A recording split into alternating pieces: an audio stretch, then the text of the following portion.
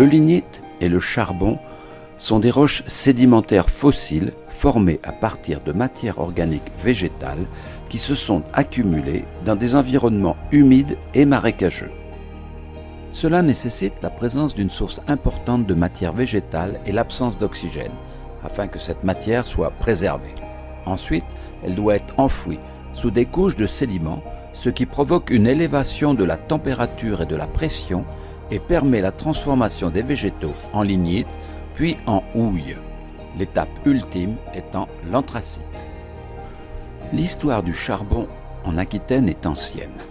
Déjà, sur cette édition de la carte géologique de France datant de 1884, on reconnaît les bassins houillés de Carmaux et de Negazeville. En limite Corrèze-Dordogne, on voit aussi le carbonifère de Cublac-le-Lardin qui a fait l'objet d'extraction au XVIIIe et XIXe siècle.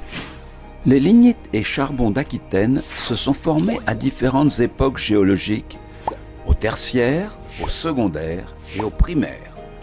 Intéressons-nous d'abord aux lignites du tertiaire. Plusieurs cordons, globalement orientés nord-sud, ont été reconnus essentiellement dans le département des Landes. 3 gisements ont fait l'objet d'une exploitation industrielle, le gisement d'Austins, près de Bordeaux, d'Arjusan et de la Luc, près de Morsinx.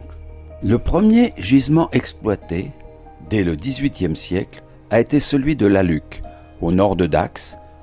La production a atteint 103 000 tonnes de 1912 à 1928, date d'arrêt de la mine. Les travaux de recherche ont aussi permis de découvrir les accumulations de mésos, situées à l'est de Mimizan, et jamais exploitées.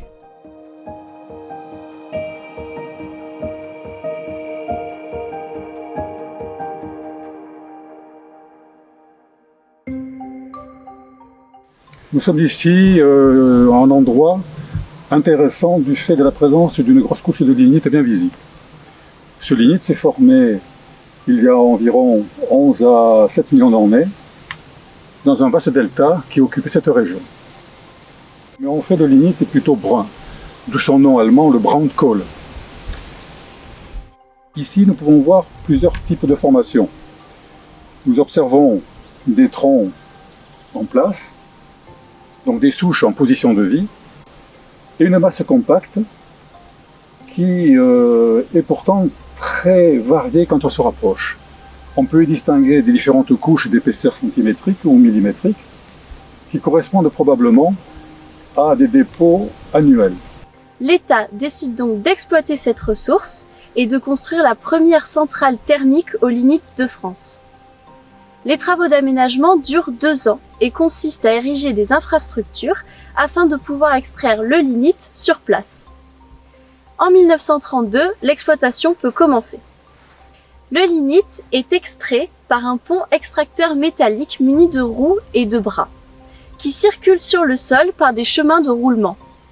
Une fois extrait, ce lignite est transporté par train jusqu'à la centrale.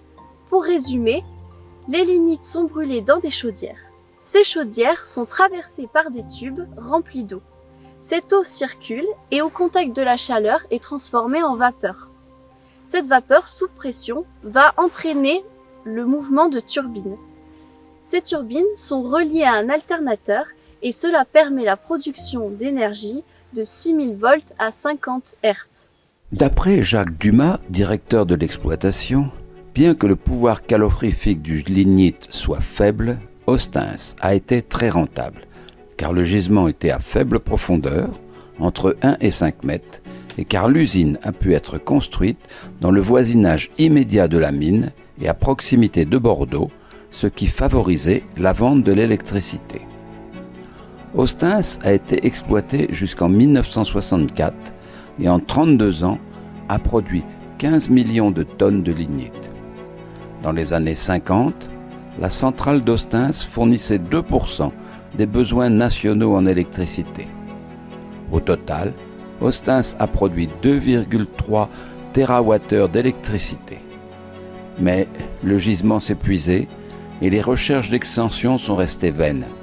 Il a fallu se résoudre à fermer la centrale pour exploiter comme prévu Arjusan. La mine d'Arjusan se situait à environ 4 km à l'est de Morsinx.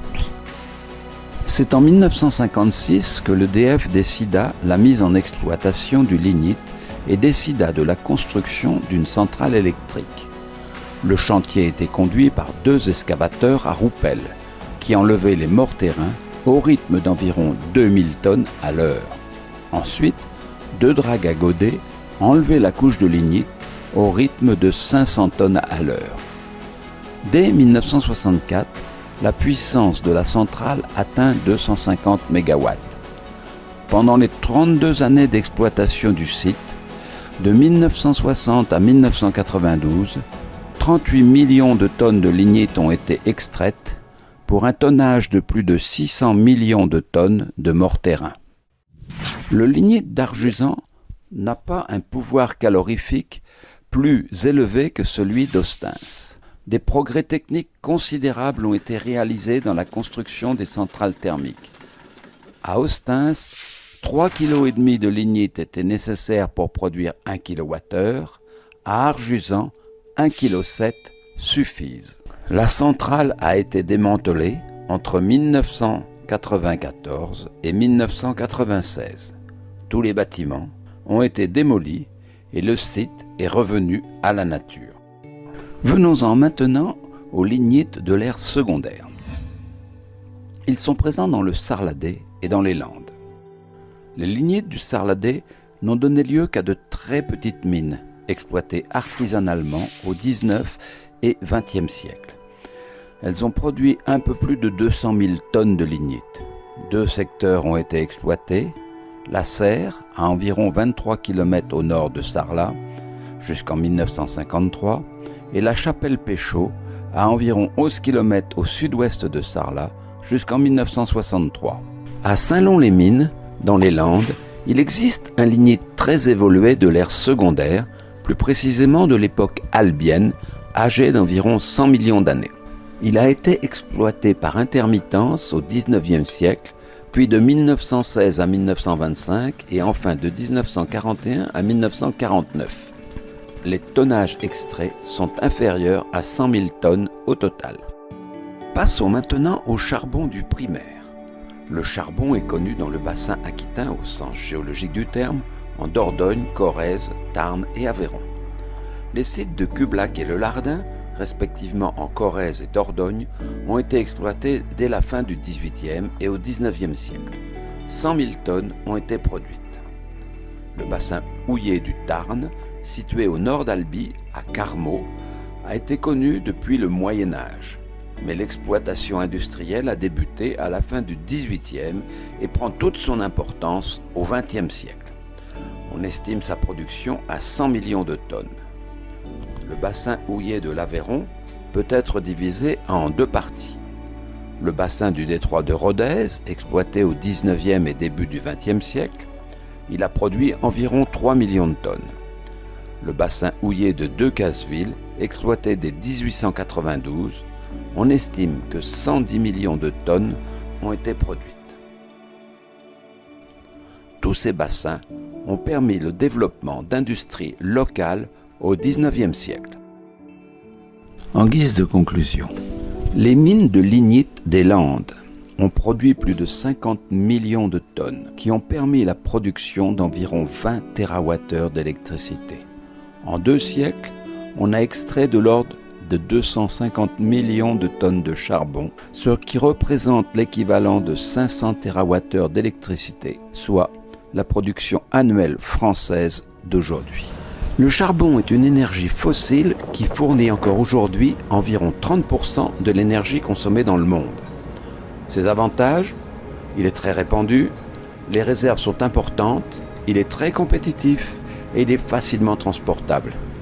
Ses inconvénients, il est très dangereux car son extraction cause de nombreux accidents, il est polluant par sa combustion qui libère beaucoup de gaz à effet de serre et de plus, il provoque d'importants problèmes de santé. Dans la lutte contre le réchauffement climatique, il est considéré comme l'énergie fossile dont l'extraction et l'usage doivent stopper de façon prioritaire.